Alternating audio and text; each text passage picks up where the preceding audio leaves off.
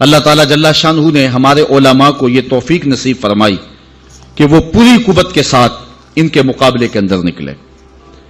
پیر سیدنا مہر علی شاہ رحمت اللہ تعالی آپ حرمین طیبین حاضر ہوئے تو حضور علیہ السلام کی خواب میں زیارت نصیب ہوئی اور آقا کریم نے فرمایا مہر علی تم یہاں آئے ہو، قادیان کا دجال تعویلات فاسدہ کی کینچی سے میری شریعت کو کاٹ رہا ہے.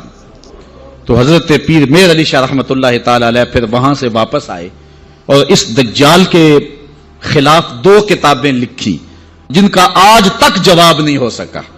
2 کتابیں لکھی، اس سے جواب تو نہ ہو سکا، لیکن پیر مہر علی شاہ کو اس نے چیلنج کر دیا کہ آپ میرے ساتھ مناظرہ کریں، اور خود جگہ مقرر کر دی لاہور کی بادشاہی مسجد، اور خود ہی شرائط مناظرہ طے کر لیں اور کہا کہ آپ کے ہاتھ میں بھی کاغذ قلم ہوگا، میرے ہاتھ میں بھی کاغذ قلم ہوگا، ہم تفسیر لکھیں گے، علماء کی جیوری بیٹھے گی، جس کی تفسیر اچھی ہوئی وہ سچا ہوگا. یہ تو کوئی بات نہیں تھی، لیکن پیر صاحب نے کہا ٹھیک ہے آ جاؤ. پیر صاحب پھر گولڑا سے چلے اور لاہور پہنچے. یہاں ایک اور بات میں بتاتا جاؤں، جب پیر صاحب وہاں سے آئے تو اکیلے نہیں آئے، علاقہ بھر کے علماء کو ساتھ لیا. پیران عظام کو کہا آؤ چلے لاہور، ایک دجال کا مقابلہ کرنے جانا ہے. ایک پیر صاحب کو پیغام بھیجا تو انہوں نے کہا پیر صاحب ہم پیر لوگ ہیں، چھوڑو آپ کس کام میں پڑ گئے ہیں، ہمارا کام کیا جو ہے وہ ان امور سے. تو پیر صاحب نے جو جواب بھیجا وہ تاریخ کے ریکارڈ پہ ہے. فرمانے لگے پیر صاحب یہ پیری نہ ہوئی، یہ بےغیرتی ہوئی. ختم نبوت پہ ڈاکہ پڑ رہا ہو اور ہم پیری کی بکل مار کے بیٹھے رہیں. پیر صاحب وہاں سے چلے اور لاہور پہنچے. مرزا دجال کو نہیں آنا تھا، نہ آیا، اور اس نے بہانہ یہ بنایا کہ پیر صاحب کے ساتھ سرحد کے پٹھان آئے ہیں اور وہ مجھے مار دیں گے، اس لیے میں لاہور نہیں گیا. پیر صاحب پھر گئے اور آپ جشن فتح کا منایا. شورش کاشمیری نے لکھا ہے کہ پیر صاحب کے چہرے پہ میں نے جلال دیکھا، اور پیر صاحب فرمانے لگے کہ وہ تو کہتا ہے کہ قلم اور کاغذ لیں گے اور جو ہے وہ لکھیں گے. کہا کہ اگر وہ آ جاتا تو میں کاغذ پہ قلم رکھ دیتا، قلم خود ہی لکھتا. اللہ اکبر یا رسول اللہ.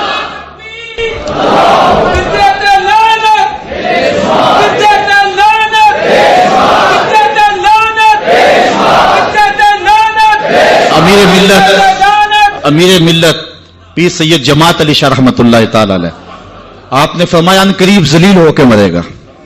پھر جہاں مرا آپ کو پتا ہے، گندگی میں لتھڑا ہوا تھا، تڑپتا ہوا مرا.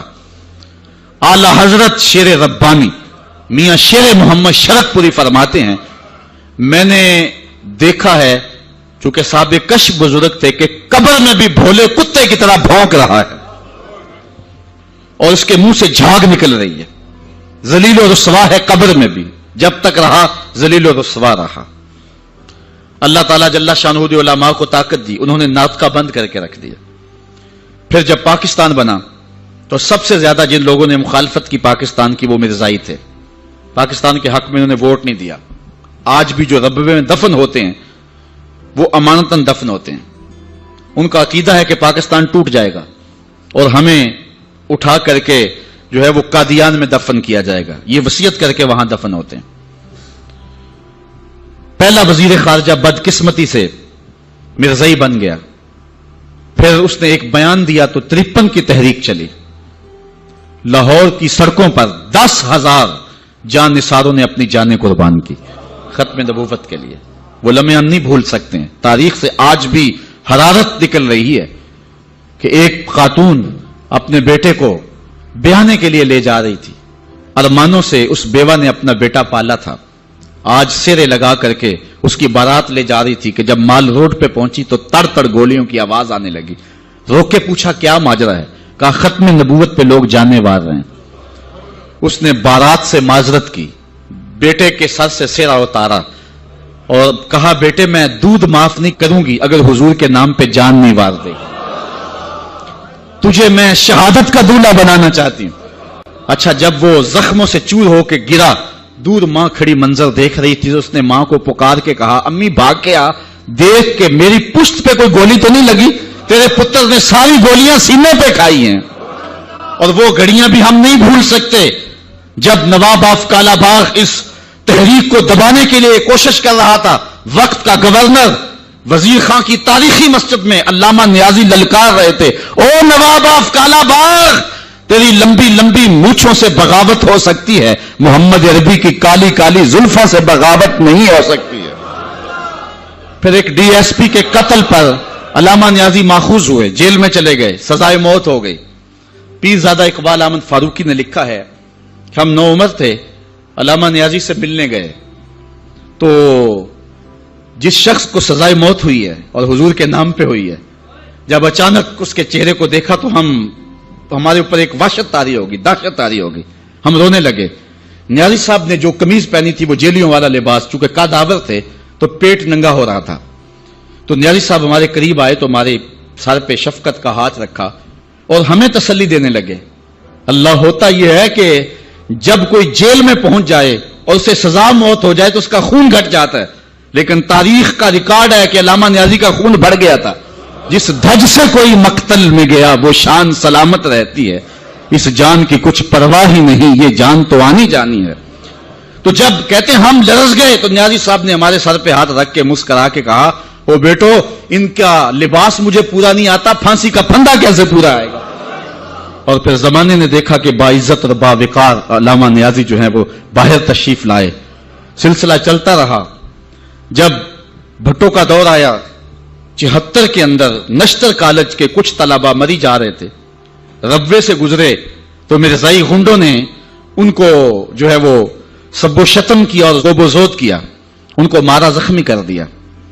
تو تحریک پھر دوسری بار جو ہے وہ مرزائیت کے خلاف اٹھ کھڑی ہوئی، جو کراچی سے خیبر تک پورے بانکپن کے ساتھ چلی۔ اللہ تعالیٰ رحمت نازل کرے علامہ نورانی کی قبر پہ، انہوں نے علماء کے دستخط کے ساتھ جو ہے وہ اسمبلی کے اندر درخواست جمع کروائی مرزائیوں کو اقلیت قرار دینے کے لیے، قرارداد پیش کی، اور پھر کیا ہوا، 3 مہینے کی مسلسل محنت، علامہ سارا دن اسمبلی کی کاروائی میں رہتے اور راتوں کو دور دراز علاقوں کا سفر کرتے اور جلسے کرتے اور ختم نبوت پر جو ہے وہ لوگوں کو ابھارتے، اور پھر مرزائیوں کو بھی بلایا گیا، صفائی کا موقع دیا گیا۔